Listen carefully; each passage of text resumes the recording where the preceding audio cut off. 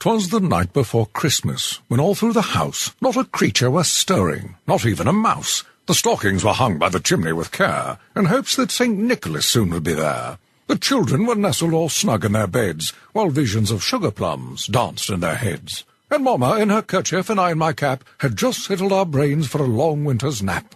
When out on the lawn there arose such a clatter, I sprang from the bed to see what was the matter. Away to the window I flew like a flash, tore open the shutters and threw up the sash. The moon on the breast of the new-fallen snow gave the lustre of midday to objects below, when what to my wondering eyes should appear but a miniature sleigh and 8 tiny reindeer. With a little old driver so lively and quick, I knew in a moment it must be St. Nick. More rapid than eagles his coursers they came, and he whistled and shouted and called them by name. Now Dasher, now Dancer, now Prancer and Vixen, on Comet, on Cupid, on Donner and Blitzen, to the top of the porch, to the top of the wall. Now dash away all. Yes. As dry leaves that before the wild hurricane fly, when they meet with an obstacle mount to the sky, so up to the housetop the coursers they flew, with a sleigh full of toys and St. Nicholas too. And then in a twinkling I heard on the roof the prancing and pawing of each little hoof. As I drew in my head and was turning around, down the chimney St. Nicholas came with a bound.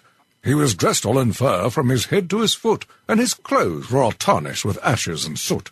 A bundle of toys he had flung on his back, and he looked like a peddler just opening his pack.